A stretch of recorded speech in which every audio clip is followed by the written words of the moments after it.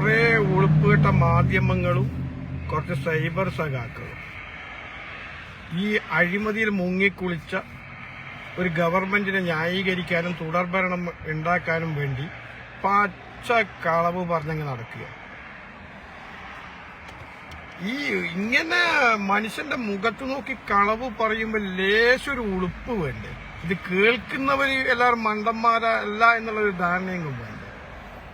എന്നിട്ട് വികസനത്തിന്റെ പട്ടികയിൽ ഉൾപ്പെടുത്തിയത് എന്തല്ലാന്ന് അറിയാം നിങ്ങൾ? റോഡ് അറിയില്ലേ, ഹോസ്പിറ്റലിൽ പെയിന്റ് അടിച്ചില്ലേ, സ്കൂളിൽ പെയിന്റ് അടിച്ചില്ലേ, ബെഞ്ച് വാങ്ങിച്ചില്ലേ, ഡെസ്ക് വാങ്ങിച്ചില്ലേ, ഇതൊക്കെയാ ഇവറ്റകളെ വികസനങ്ങൾ. എടാ പോങ്ങന്മാരെ, സ്വാഭാവികമായിട്ട് ഏത് ഗവൺമെന്റ് ഫോം ചെയ്ത് കഴിഞ്ഞാലും അത്തരം കാര്യങ്ങളൊക്കെ അത് സ്വാഭാവികമായിട്ട് നടത്തും. അതൊന്നും ഒരു വികസനത്തിന്റെ പട്ടികയിൽ ഉൾപ്പെടുത്താൻ പറ്റിയതൊന്നുമില്ല. പിന്നെ അതെല്ലാം ചെയ്യാൻ തന്നെയാണ് ഈ ഗവൺമെന്റിനെ അവിടെ ഒരു ഫോം ചെയ്ത് ജനങ്ങൾ തെരഞ്ഞെടുക്കപ്പെടുന്നത്. മനസ്സിലായ? അല്ലാതെ അതൊന്നും ഒരു വികസനമല്ല. അതൊക്കെ കാലാകാലങ്ങളായിട്ട് ഏത് സ്റ്റേറ്റിനകത്തായാലും ഏത് സ്ഥലത്തായാലും അതൊക്കെ അങ്ങനെയുള്ള വൃത്തിയാക്കലും ശുചീകരണവും ഒക്കെ ഉണ്ടാവും. അതാ വികസനം. ഒരു വികസനം എന്ന് പറഞ്ഞാൽ എന്താടാ? അത് മനസ്സിലാക്കാനുള്ള സാമാന്യ ബുദ്ധി നിങ്ങൾക്ക് ഉണ്ടാക്കണ്ടേ? അല്ലാതെ ഒരു ഗവൺമെന്റിന്റെ അടുത്ത് നിന്ന് ഇങ്ങനെ ന്യായീകരിക്കാൻ വേണ്ടിയിട്ട് കാലത്ത് വന്നിട്ട് ഇതുപോലെ പൊട്ടത്തരം പറഞ്ഞങ്ങ് നടക്കുക. ഒരു വികസനം എന്ന് പറഞ്ഞു കഴിഞ്ഞാൽ ഒരു ഗവൺമെന്റിന്റെ അണ്ടറിൽ ഒരു പൊതുമേഖലാ സ്ഥാപനമൊക്കെ കൊണ്ടുവന്ന് ഒരു 10,000-2,000 പേർക്ക് തൊഴിലൊക്കെ കൊടുത്തു കഴിഞ്ഞാൽ നിങ്ങൾക്ക് പറയാം, അതാ ഞങ്ങൾ കൊണ്ടുവന്ന വികസനങ്ങളാണ്, ഞങ്ങൾ ഈ കേരളത്തിന്റെ മുഖച്ഛായ മാറ്റിയിട്ടുണ്ട്, ഇതൊക്കെ ഞങ്ങൾ കൊണ്ടുവന്നത് എന്നൊക്കെ പറയുമ്പോൾ അത് കേൾക്കാനൊരു സുഖവും ഭംഗിയും ഉണ്ട്. അല്ലാതെ കാലാകാലങ്ങളായിട്ട് ഉണ്ടാകുന്ന റോഡ് പേച്ച് വർക്ക് ചെയ്യുന്നത്, ഇതാ റോഡ് നോക്കൂ, ഇതാ അവിടെ നോക്കൂ, ഇതാ ഹോസ്പിറ്റൽ ചുമര് നോക്കൂ എന്ന് പറയുമ്പോ എന്താ നിങ്ങളോടൊക്കെ പറയണ്ട്? സാക്ഷരതയിൽ 1-ാം നമ്പറായിട്ട് നിൽക്കുന്ന സ്റ്റേറ്റ് എന്നല്ലേ നമ്മൾ സ്വയം വിലയിരുത്തല്? സ്വയം വിലയിരുത്തുന്ന ഏറ്റവും കൂടുതൽ മണ്ടന്മാരുള്ള സ്റ്റേറ്റും കേരളം തന്നെയാണ്. അതാണ് നമ്മൾ കാണുന്നത്. മറ്റൊരു ഗവൺമെന്റ് കഴിഞ്ഞ 10 വർഷങ്ങളായിട്ട് ഫോം ചെയ്തിട്ട് ജനങ്ങൾക്ക് സ്റ്റേറ്റിനകത്ത് ജീവിക്കാൻ കഴിയാത്ത സാഹചര്യം ഉണ്ടാക്കി. അതൊക്കെ ജനങ്ങളെ മുമ്പിൽ അങ്ങനെ തന്നെ നിൽക്കുക. സർവത്ര മേഖലയിൽ അഴിമതി നടത്തുക, അതും ജനങ്ങൾ കണ്ടുകൊണ്ടിരിക്കുക. എന്തിനേറെ അമ്പലം പോലും വിഴുങ്ങി, ഖജനാവെന്ന് കട്ട പോരാഞ്ഞിട്ട്. എന്നിട്ട് അങ്ങനെയുള്ള ഒരു ഗവൺമെന്റിനെ ന്യായീകരിക്കാനും വെള്ള പൂശാനും വേണ്ടിയിട്ട് എന്തൊക്കെയോ കടങ്കഥകൾ ഉണ്ടാക്കിയിട്ട് അങ്ങ് പ്രചരിപ്പിക്കുക. പിന്നെ പറയുന്നത് പെൻഷൻ കൊടുക്കുന്നില്ല, പെൻഷൻ കൊടുക്കുന്നവരെ ഔദാര്യ, അത് അവകാശങ്ങളല്ല. ജനങ്ങളെ കീശയിൽ കൈയിട്ട് വാരി കട്ടിട്ട് കൊള്ളയടിച്ചിട്ട് അതിൽ നിന്ന് ചെറിയൊരു വീതം അങ്ങോട്ട് കൊണ്ട് തിരിച്ചു കൊടുക്കുന്നു. അതിനപ്പുറത്തേക്ക് എന്താ? നിങ്ങൾ ഈ പെൻഷന്റെ പേരും പറഞ്ഞിട്ട് രാജ്യത്ത് ഒരു സ്റ്റേറ്റിനകത്തും ഡീസലിന്റെയും പെട്രോളിന്റെയും വില വർദ്ധിപ്പിക്കാക്കുന്ന ഘട്ടത്തിൽ നിങ്ങൾ 2 രൂപ വെച്ച് സെസ് വർദ്ധിപ്പിച്ചിട്ടില്ലേ? ഇല്ലേ? അധികഭാരം ജനങ്ങളെ വഴിയിലേക്ക് അടിച്ചേൽപ്പിച്ചിട്ടില്ലേ നിങ്ങൾ? എന്നതിന് നിങ്ങൾ കാരണം പറഞ്ഞ പെൻഷൻ കൊടുക്കാനെന്ന്. പിന്നെ അത് കൊടുക്കുമ്പോൾ നിങ്ങളുടെ വലിയ പെൻഷൻ കൊടുക്കുന്നില്ലേ, 2,000 കിട്ടുന്നില്ല എന്നൊക്കെ പറയുന്നു. സ്റ്റേറ്റിനകത്തുള്ള വില വർധനെ പറ്റി ഒരാളും പറയുന്നില്ലല്ലോ. വെള്ളക്കരം കൂട്ടിയത് പറയുന്നില്ല, കറണ്ട് ബില്ല് കൂട്ടുന്നത് പറയുന്നില്ല, വർക്ക് പെർമിറ്റ് കൂട്ടിയത് പറയുന്നില്ല, പിന്നെ ഒരു രജിസ്ട്രേഷൻ ഓഫീസിൽ പോയി കഴിഞ്ഞാൽ അതിന്റെ ഫീസ് വർദ്ധിപ്പിച്ച പറയുന്നില്ല. ഇതൊന്നും പറയുന്നില്ല. എന്നിട്ട് പറയുമ്പോൾ പെൻഷനില്ലേ, പെൻഷനില്ലേ, 2,000 കിട്ടിയില്ലേ, 2,000 കിട്ടിയില്ല. ജനങ്ങളെ കീശയിൽ കൈയിട്ട് കൊള്ളയടിച്ചിട്ട് അത് തിരിച്ചു കൊടുക്കുന്ന അത് കേട്ടങ്ങ് വിശ്വസിക്കാൻ മാത്രം മടയും കേരളത്തിനകത്തുള്ള 10 വർഷമായിട്ട് ജനങ്ങൾ എങ്ങനെ ജീവിക്കുന്നു എന്ന് നിങ്ങൾ സ്വയം മനസാക്ഷിയോട് ചോദിച്ചാൽ മതി. ഇതിലെ കക്ഷി രാഷ്ട്രീയത്തിന് അപ്പുറത്തേക്ക് നിങ്ങൾ ചിന്തിക്കുന്നു. രാഷ്ട്രീയം നിലപാടൊക്കെ വേണം, പക്ഷെ അടിമത്തം പേർ ഈ ഗവൺമെന്റ് ചെയ്യുന്ന കൊള്ളതായ്മ തുറന്നു പറയാനെങ്കിലും ചില സഖാക്കന്മാർ മുന്നോട്ട് വരണം. പിന്നെ മറ്റൊരു വികസനം എന്നാ പറയുന്നറിയാം, ചൂരൽ മുണ്ടക്കയത്തുള്ള പ്രളയ ദുരിതം വന്നപ്പോ അവിടെ ടൗൺഷിപ്പ് ഉണ്ടാക്കിയില്ലേ? ഇതൊക്കെ LKG കുട്ടികളോട് പോയിട്ട് പറഞ്ഞു കൊടുക്ക്. അത് ഗവൺമെന്റുമായിട്ട് എന്നാ ബന്ധോ? അത്തരം ഒരു ദുരന്തം അവിടെ ഉണ്ടാകുമ്പോ മനസ്സാക്ഷിയുള്ള രാജ്യത്തുള്ളും പുറം രാജ്യത്തുള്ള ജനങ്ങൾ കൊടുത്തതാ. അത് അവർക്ക് കൊടുക്കാൻ വേണ്ടിയിട്ട് അത് പൂർത്തിയായിട്ട് നിങ്ങൾ കൊടുത്തോ? അത് കൊടുത്തൂല്ല. ആ കാശും 2.5 വർഷക്കാലം നിങ്ങളെ കാലിനടയിൽ വെച്ച് അവിടെ ഇരുന്ന് എന്നിട്ട് ആ ജനങ്ങളെ കഷ്ടപ്പെടുത്തി. ആ ജനങ്ങൾക്ക് ആ വേണ്ടിയുള്ള അവകാശം ഞങ്ങളൊക്കെ പോലുള്ളവർ കൊടുത്ത അവകാശങ്ങൾക്ക് വേണ്ടി തെരുവിന് സമരം ചെയ്യുന്ന ഒരു സാഹചര്യം ഉണ്ടായി ഇല്ലേ? അത് സർക്കാരിന്റെ വികസന പട്ടികയില ഈ മൊട്ടയൊക്കെ വന്നിട്ട് അന്തിച്ചർച്ചയിൽ അങ്ങ് പറയുന്നത്. അത് എനിക്ക് ഉളുപ്പുണ്ടടാ മൊട്ട, വിവരം നിന്റെ തലക്കകത്തില്ലേ? ആ റിപ്പോർട്ടർ ചാനലിനോട് ചോദിക്കുന്നു. അവിടെ നോക്കൂ, മുണ്ടക്കയറ്റ് എങ്ങനെ സർക്കാരിന്റെ ഖജനാവിന്ന് എടുത്തു കൊടുത്തതാ, അല്ലെങ്കിൽ സ്റ്റേറ്റിനകത്തുള്ള ജനങ്ങളുടെ നികുതി പണത്തിൽ നിന്ന് എടുത്തു കൊടുത്തതാ? എല്ലട മൊട്ടെ, 670 കോടി രൂപയോളം ജനങ്ങൾ കൊടുത്ത കാശുണ്ട് അവിടെ കൊടുക്കാൻ ഏൽപ്പിച്ചത്. അത് 2.5 വർഷക്കാലം ഈ ഇലക്ഷൻ ആകുന്ന ഘട്ടം വരെ അവിടെ പൂത്തിവെച്ച് അവിടെ അടയിരുന്ന് അതിന്റെ മുകളിൽ അതും അടിച്ചു മാറ്റാൻ കഴിയാൻ നോക്കാൻ വേണ്ടിയിട്ട് അവസാനം ഗത്യന്തരമില്ലാതെ ആ അവകാശങ്ങൾക്ക് വേണ്ടി ജനങ്ങൾ പുറത്തോട്ടിറങ്ങി സമരം ചെയ്തപ്പോഴാണ് ഇവർക്ക് കണ്ണു നിറ ഗവൺമെന്റ് എന്നിട്ട് അങ്ങനെയെങ്കിലും ചെയ്തത്. അത് 150 കോടി രൂപയെ മൊത്തം എങ്ങനെ കണക്കൂട്ടിയാലും അതിനാവും. കഴിച്ച് ബാക്കി കാശ് എവിടെയാടാ മൊട്ടെ ചോദിക്കാറത് എനിക്ക്. അതിന് പുറമെ തന്നെ ഏകദേശം 550 കോടി രൂപയുടെ സെൻട്രൽ ഗവൺമെന്റിന്റെ അകത്ത് ഈ പേരും പറഞ്ഞ് കടം വാങ്ങിച്ചിട്ടുണ്ട്. ഈ പേരും പറഞ്ഞിട്ട് അതെവിടെയാടാ മൊട്ടെ പറയാ നീ. ഉളുപ്പില്ലാതെ സർക്കാരിന്റെ വികസന പട്ടികയിൽ അതങ്ങ് സർക്കാർ നോക്കൂ. ഇവിടെ ദുരന്തം വന്നില്ലേ, പ്രളയം വന്നില്ലേ, ചേർത്ത് പിടിച്ചില്ലേ, കൊറോണ വന്നില്ലേ, പിന്നെ അത് ഏത് ഗവൺമെന്റ് അങ്ങനെയല്ലേ ചെയ്യുക? അത് ഇവിടെ മാത്രമേ കൊറോണ ഞങ്ങൾക്ക് മാത്രം കേരളത്തിൽ മാത്രമേ ഉണ്ടായിട്ടുള്ളൂ? എല്ലാ സ്റ്റേറ്റിനകത്തും ഉണ്ടായിട്ടുണ്ട്. എല്ലാ സ്റ്റേറ്റുകളും ഗവൺമെന്റുകളും അവിടുത്തെ ജനങ്ങളും അതിജീവിച്ചിട്ടുമുണ്ട്. അത് നാളുകളിൽ ഉണ്ടായാലും അങ്ങനെ തന്നെ. എന്നിട്ട് പറയാം ഈ ഗവൺമെന്റ് അല്ലായിരുന്നു എങ്കിൽ ഇവിടെ എന്താകുമായിരുന്നു അവസ്ഥ? ഇതിനു മുമ്പ് പ്രശ്നം പ്രളയം കാര്യങ്ങളൊന്നും ഉണ്ടായിട്ടില്ലേ? എല്ലാരും വെടിവെച്ച് കൊല്ലിയത് പറയുന്നതിനകത്ത് ലോജിക്ക് വേണ്ടേ? അതൊരു ഗവൺമെന്റിന്റെ ഉത്തരവാദിത്തം. അതൊന്നും ഇതിനകത്ത് പറയേണ്ട കാര്യമൊന്നുമല്ല. മനസ്സിലായ? പ്രളയം വന്നപ്പോഴുള്ള കേരളത്തിലെ ജനങ്ങൾ രാഷ്ട്രീയത്തിനപ്പുറം ജാതി മതത്തിനപ്പുറം ഒറ്റക്കെട്ടായി നിന്നുകൊണ്ട് തന്നെ പരസ്പരം സഹായിച്ചും കൊണ്ടും ഒക്കെ മുന്നോട്ട് വരും. അത് ഗവൺമെന്റിന്റെ പട്ടികയും ഗവൺമെന്റിന്റെ നട്ടായിട്ടൊന്നും കാണേണ്ട ആവശ്യമൊന്നുമില്ല. മനസ്സിലായ? പിന്നെ കൊറോണ സമയത്ത് ഏറ്റവും കൂടുതൽ ഇന്ത്യ രാജ്യത്ത് ഏറ്റവും കൂടുതൽ മരണം രേഖപ്പെടുത്തിയ സ്റ്റേറ്റും കേരള. എന്താണ് അത് എനിക്കത് പറഞ്ഞൂടെ? ഒട്ടെ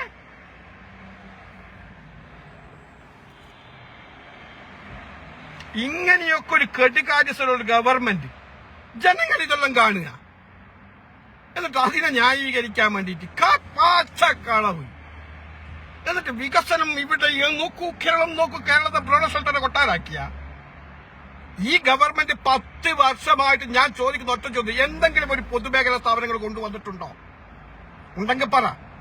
തൊട്ട് മുമ്പുള്ള ഉമ്മൻചാണ്ടി ഗവൺമെന്റിന്റെ കാലത്ത് ഞങ്ങൾ കണ്ണൂർ എയർപോർട്ട് കൊണ്ടുവന്നു, വല്ലാർപാലം ടെർമിനൽ കൊണ്ടുവന്നു, കൊച്ചി മെട്രോ കൊണ്ടുവന്നു. ഇതൊക്കെ ഞങ്ങൾ കൊണ്ടുവന്നതാ. അങ്ങനെ എന്തെങ്കിലും ഒരു പദ്ധതി ഗവൺമെന്റിന്റെ സ്വന്തം റിസ്കിൽ കൊണ്ടുവന്നിട്ടുണ്ടെങ്കിൽ നീ പറയടാ മുട്ടെ, നീ ചർച്ച ചെയ്യടാ മുട്ടെ. അല്ലാതെ ജനങ്ങൾ ദുരന്തം വന്നപ്പോ ദുരന്തമുഖത്തേക്ക് ജനങ്ങൾ സഹായിക്കാൻ കൊടുത്ത കാശ് കൊണ്ടുപോയിട്ട് അതും പൂർണ്ണമായിട്ട് പണി പൂർത്തീകരിച്ച് കൊടുത്തിട്ടുമില്ല. ഇന്നൊക്കെ അതിന്റെ വിവാദങ്ങളൊക്കെ ഇതാ വന്നുകൊണ്ടിരിക്കുക, മാധ്യമങ്ങൾ ഇങ്ങനെ കാണിക്കുന്നുണ്ട്. അതുമൊക്കെ പിടിച്ചു വന്നിട്ടു നോക്കൂ, അവിടെ ഒരു സമുച്ചയം ഉണ്ടാക്കിയില്ലേ എന്ന് പറഞ്ഞിട്ട് ഉറപ്പില്ലടാ. അതുകൊണ്ട് UDF ഗവൺമെന്റിന്റെ ഞങ്ങൾ അധികാരത്തിൽ വന്നു കഴിഞ്ഞാൽ ഞങ്ങൾ എന്താണ് നടപ്പാക്കാൻ പോകുന്ന കാര്യങ്ങളൊക്കെ പ്രതിപക്ഷ നേതാവ് വളരെ ക്ലിയർ ആയിട്ട് പറഞ്ഞിട്ടുണ്ട്. അതിനപ്പുറത്തേക്ക് തന്നെ ഞങ്ങളെ അഖിലേന്ത്യാ നേതാവ് പാർലമെന്റ് പ്രതിപക്ഷ നേതാവായ ശ്രീ രാഹുൽജിയും വളരെ കൃത്യമായിട്ട് തന്നെ പറഞ്ഞിട്ടുണ്ട്. അത് നടപ്പാക്കുന്ന കാര്യങ്ങളാണ്.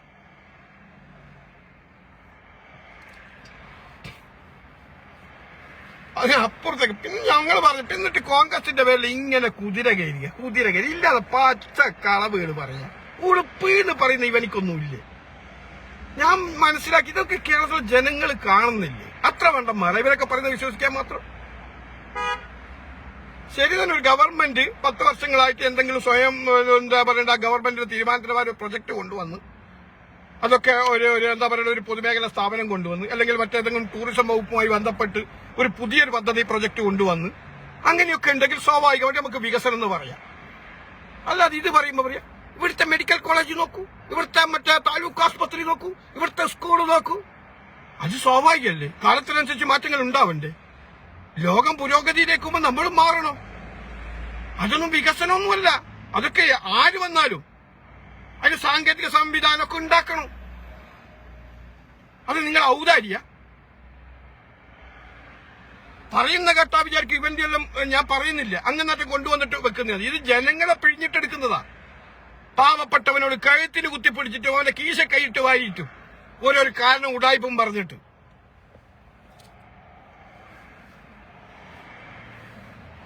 ഇത് ശരിയെന്നെ. സർക്കാർ ഇത്തരം പദ്ധതികളൊക്കെ നടപ്പാക്കുമ്പോ ഇവിടുത്തെ നികുതി വിഹിതമൊക്കെ കൃത്യമായിട്ട് വലിയ കാശുകാരോടും കോർപ്പറേറ്റ് കമ്പനികളൊക്കെ പിരിച്ചെടുത്തിട്ട് അതിൽ നിന്നൊക്കെയാണ് ഇവരൊക്കെ ഇങ്ങനെ അങ്ങനെ ഇങ്ങും പറയാം. ഇതൊന്നുമില്ല. ഇപ്പൊ നിങ്ങൾ നോക്കി, ഇപ്പം നികുതി വെട്ടിച്ചാളെ കണക്കെടുത്ത് കഴിഞ്ഞാൽ കോർപ്പറേറ്റുകളാ. നിങ്ങൾ എടുത്ത് പരിശോധിക്കുക. നിങ്ങൾ അതൊന്നും എവിടെയും ചർച്ച ചെയ്യണ്ട, അവിടെ എവിടെയും പറയണ്ട.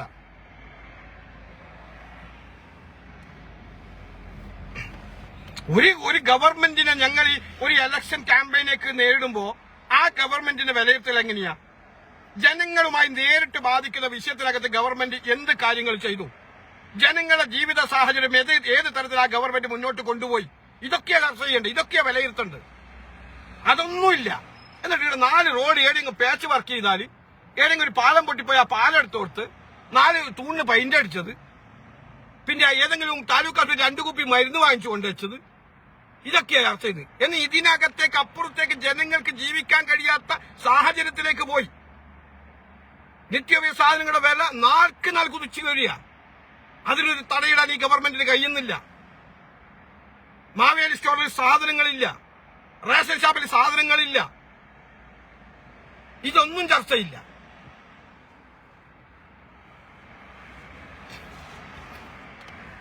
എന്നിട്ട് പറയാ ആ ഗവൺമെന്റിന്റെ കാലത്ത് ഇങ്ങനെയല്ല, ഈ ഗവൺമെന്റിന്റെ കാലത്ത് ഇങ്ങനെ. എന്നാ പിന്നെ ഈ ഹോസ്പിറ്റലിനെ പൈഞ്ചടിച്ചും കാര്യങ്ങളൊക്കെ ഇങ്ങനെ അന്ത് അടുപ്പൂട്ടി ചർച്ച ചെയ്യുമ്പോ ഇതേ ഗവൺമെന്റിന്റെ കാലത്തല്ലേ ഹോസ്പിറ്റല് ഇടിഞ്ഞു വീണിട്ട് രോഗി അടക്കം മരണപ്പെട്ട്?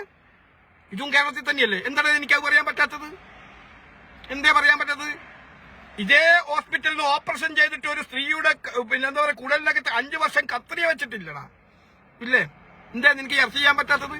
കാലിന് അസുഖം വന്നിട്ട് ചികിത്സിക്കാൻ പോയിട്ട് ഒരു കൊച്ചിന്റെ കൈ മുറിച്ച് മാറ്റുന്ന ഒരു സാഹചര്യം ഉണ്ടായിട്ടില്ല. എന്താ ചർച്ച ചെയ്യാത്തത്? എന്തേ അതൊന്നും ഇഷ്ടമല്ലേ? അന്ന് കേരളത്തിൽ നടന്നല്ല, അത് ഉഗാണ്ടയിൽ നടന്നത്. ഇതൊക്കെ അറിയാ? ഇതൊന്നും ചെയ്യുന്നില്ലേ? എന്നിട്ട് ഉളുപ്പില്ല. ഞാൻ ഇന്നലെ ഈ കണ്ടത് വലിയ ആഗോളം പോലെ ഒരു എന്താ പറയാ ഒരു വീഡിയോ ക്ലിപ്പ് ഇങ്ങനെ എന്താ പറയാ സ്മൃതി പരുത്തിക്കാണല്ല, വേറെ 2-3 ആങ്കറുകൾ പറഞ്ഞിട്ടിങ്ങനെ പ്രചരിപ്പിക്കുന്നത്. മാധു, എന്തേ നിങ്ങൾ എന്നാ ആ സ്ഥലത്തിന്റെ പേര് ഞാൻ മറന്നുപോയി, ചൂരൽമലയാ. അവിടെ നോക്കൂ നിങ്ങൾ. ഈ സർക്കാർ അല്ലായിരുന്നുവെങ്കിൽ സർക്കാരിലേക്ക് ഒലിച്ചങ്ങ് പോവും. മനസ്സിലായ? സർക്കാർ പോയിട്ട് അടുത്ത് അടുത്തിട്ട് വെള്ളത്തിനാ. ഉറപ്പ് വേണോ? ജനങ്ങൾ കൊടുത്ത കാശിന്റെ കണക്ക് ചോദിക്കും. നിങ്ങൾ കോൺഗ്രസ് പിച്ചി എന്നാക്കിയിട്ട് കുറെ തുടങ്ങിയിട്ട്, കോൺഗ്രസ് ഒരു രാഷ്ട്രീയ പ്രസ്ഥാനം, അത് ഗവൺമെന്റ് അല്ല. അത് കൊടുക്കാതിരിക്കുക, അതെന്തോ ചെയ്യട്ടെ. പക്ഷെ ഇവിടെ ഗവൺമെന്റിന്റെ കയ്യിൽ വിശ്വസിച്ച് കൊടുത്ത 670 കോടി രൂപ, അത് 2.5 വർഷക്കാലം ഇവരെ പൂത്തിവെച്ചു. എന്നിട്ട് ഇപ്പോഴും പണി തീർത്ത് കഴിഞ്ഞാൽ മൊത്തമായിട്ട് കണക്കൂട്ടിയാൽ 150 കോടി അവിടെ ചെലവാകുന്നുള്ളൂ. ബാക്കി കാശെന്ത്? അത് ആർക്ക് കൊടുക്കാനാണ് ഈ പബ്ലിക് കൊടുത്തത്? ഇൻഡസ്ട്രേറ്റ് ആയിട്ടും ജനങ്ങളായിട്ടും ബിസിനസ്സുകാരായിട്ടും ആരെ സഹായിക്കാൻ വേണ്ടി ഇവരെടുത്ത് കൊടുത്തത്? അത് കൊടുത്തു തീർക്കേണ്ട ബാധ്യത ഇവർക്കില്ലേ? ഇല്ലേ? അത് കൊടുത്തിട്ടുണ്ടോ? പിന്നെ പറയാ വീട് മാത്രമല്ല 1 ലക്ഷം ഉറുപ്പിയും കൂടി അങ്ങ് കൊടുക്കുന്നുണ്ട്. കണ്ടുപോയി ഗവൺമെന്റ്. എന്റെ 1 ലക്ഷം കൊടുത്താൽ മതിയാ? 1 ലക്ഷം. ഞാൻ ചോദിക്കുന്നത്, നിങ്ങൾ ഈ വലിയ ഔദാര്യം പോലെ പറയുന്നുണ്ട്, അല്ലെങ്കിൽ ഗവൺമെന്റിന് നികുതി പറഞ്ഞാന്ന് നിങ്ങൾ പറഞ്ഞോ? അല്ല ഗവൺമെന്റിന്റെ സ്പോൺസറായി ഇതൊക്കെ കൊടുക്കുന്നുണ്ട് നിങ്ങൾ പറഞ്ഞോ? അതല്ല ഉളകളെ.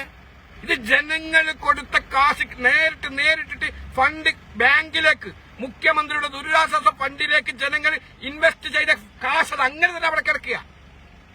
മനസ്സിലായ? അതെടുത്തിട്ടാ കൊടുക്കാൻ പറയുന്നു. അത് നിങ്ങളെ പട്ടികപ്പെടുത്തണ്ട, അത് ഒരു ഗവൺമെന്റ് പട്ടികയിലും പെടുത്തണ്ട. മനസ്സിലായ? അത് വെച്ചിട്ട് നിങ്ങൾ വലിയ അങ്ങ് വികസനമാണ് ഉണ്ടാക്കിയതൊന്നും നിങ്ങൾ പറഞ്ഞാൽ വിശ്വസിക്കാൻ മാത്രം മടയന്മാരൊന്നുമല്ല കേരളത്തിലെ ജനങ്ങൾ.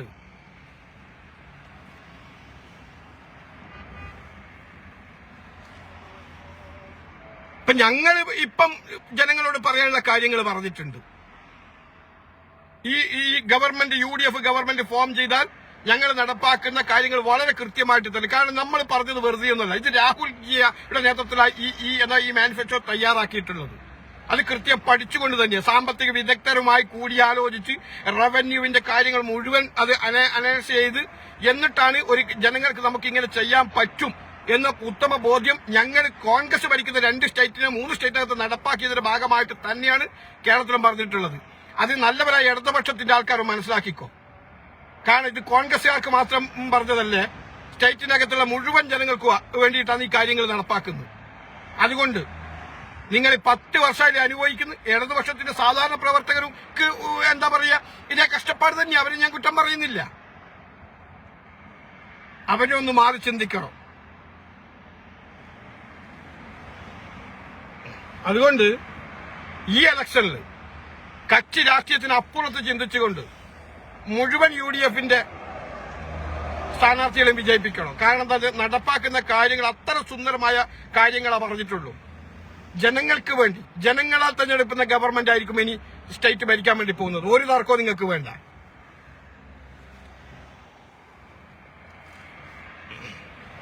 അല്ലാതെ വേറെ കുറെ തൊള്ളപ്പിട്ടടിക്കുക, കുറെ പരസ്യങ്ങൾ ഉണ്ടാക്കുക, അതിന് കാശുകൾ ഇങ്ങാക്കുക, ട്രഷറി ഇതാക്കുക. എന്നിട്ട് ജനങ്ങളെ നേരിട്ട് ബാധിക്കുന്ന വിഷയത്തിനകത്ത് എന്തെങ്കിലും കാര്യങ്ങൾ പറയുമ്പോൾ കാശില്ല, ട്രഷറിയിൽ അങ്ങനെയാണ്.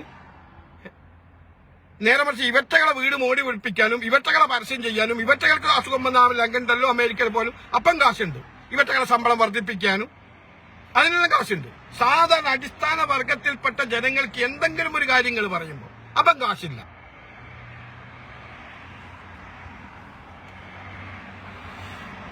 അപ്പൊ ഏതായാലും നിങ്ങളെ മനസാക്ഷിക്ക് വിട്ടുതരിക. ഞങ്ങൾ പറയാനുള്ള കാര്യങ്ങൾ UDF വളരെ കൃത്യവും വ്യക്തമായി പറഞ്ഞിട്ടുണ്ട്. ഇനി ബാക്കിയൊക്കെ നമ്മുടെ സ്റ്റേറ്റിനകത്തുള്ള വോട്ടർമാരുടെ കയ്യിലാന്നുള്ളത്. നല്ലത് വേണോ നിങ്ങൾ UDF സ്ഥാനാർത്ഥികളെ വിജയിപ്പിക്കുക. അതല്ല ഈ ദുരിതം തന്നെയാണ് നിങ്ങൾക്ക് ഇഷ്ടമെങ്കിൽ നിങ്ങൾക്ക് നിങ്ങളെ ചോയ്സ് തെരഞ്ഞെടുക്കുക. അത്രേ ഞങ്ങൾക്ക് പറയും. കാരണം ഇപ്പൊ നമുക്കിപ്പോ നിങ്ങളെ കൂട്ടിക്കൊണ്ടുപോയി ബോളിംഗ് കുത്തിക്കൊണ്ടുപോയിട്ട് ഇങ്ങനെ കൈപിടിച്ച് വോട്ട് ചെയ്യിപ്പിക്കാനൊന്നും പറ്റത്തൊന്നുമില്ല. ഞങ്ങൾ നിങ്ങളോട് പറയാ എന്നതേ ഉള്ളൂ. അത് വളരെ കൃത്യമായിട്ട് തന്നെ പറഞ്ഞത് ആരാണെന്നും കൂടി നിങ്ങൾ കേട്ടോ. സാധാരണ കേരളത്തിനകത്തുള്ള കോൺഗ്രസ് നേതാക്കന്മാർ പറഞ്ഞതുപോലെ ഒരു പൊയ്വാക്ക് പറഞ്ഞു പോകുന്നതല്ല.